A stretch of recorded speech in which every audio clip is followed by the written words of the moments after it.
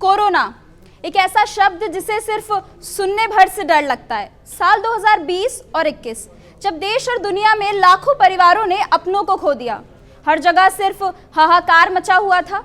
लोग अपने घरों से बाहर नहीं जा सकते थे और जो लोग घर से बाहर थे वो घर लौट नहीं पा रहे थे। अब तक के मानव इतिहास में शायद ही ऐसा कोई समय आया होगा जो इतना भयानक हो। खैर, अब 2 साल बाद जब साल 2023 में दुनिया संभलना शुरू हुई तो एक बार फिर से कोरोना महामारी ने दस्तक दी। एक नया वेरिएंट सामने आया है और लोग संक्रमित हो रहे हैं। क्या है नया वेरिएंट और विश्व के लिए ये कितना बड़ा खतरा है? ऐसे कई सवाल हैं जिनके बारे में हम आपको बताएंगे। नमस्कार, आप देख रहे हैं नवतेज टीवी की स्पेशल रिपोर्ट और मैं हूं आपके साथ Ishita Saxena.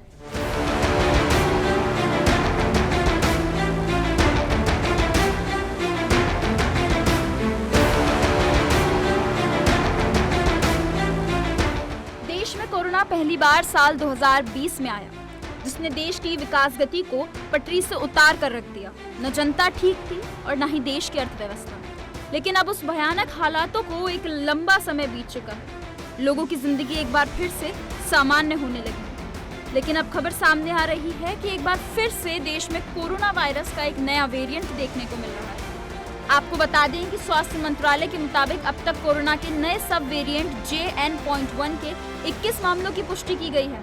News agency PTI ने आधिकारिक सूत्रों के हवाले से बताया कि JN.1 के नए मामलों में से 19 मामले गोवा में दर्ज किए गए हैं, जबकि केरल और महाराष्ट्र में एक मामला सामने आया है। नीति आयोग के एक सदस्य डॉक्टर VK पॉल ने कहा, 19 दिसंबर को कोरोना के 500 मामले आए। वहीं बीते 2 हफ्तों में कोविड से 16 लोगों की मौत हो चुकी है।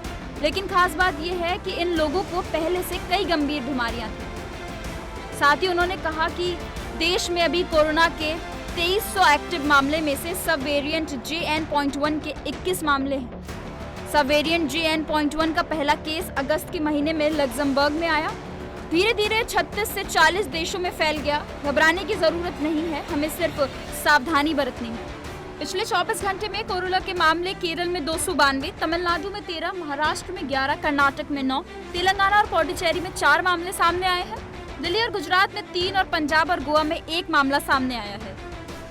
इसी कड़ी में केंद्रीय स्वास्थ्य मंत्री मनसुख मंडाविया ने 20 दिसंबर को देश भर में स्वास्थ्य सुविधाओं की तैयारियों की समीक्षा की और कोरोना वायरस के उभरते स्वरूपों के प्रति सतर्क रहने पर जोर दिया। मंडाविया ने बताया कि इसको लेकर राज्य और केंद्र शासित प्रदेशों में स्वास्थ्य मंत्रियों के साथ उन्होंने बैठक की।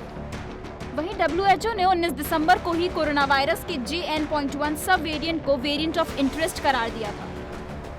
साथ ही कहा था कि इससे वैश्विक जन स्वास्थ्य के लिए ज्यादा खतरा नहीं है। कोरोना वायरस RNA वायरस का एक समूह है जो मनुष्य और पक्षियों के विंडपाइप और लंग्स को प्रभावित करता है। ये वायरस मामूली सर्दी गर्मी से लेकर जानलेवा तक हो सकता है। ऐसे में सभी को सावधानी रखना अवश्य है। Bureau report, Navtej TV.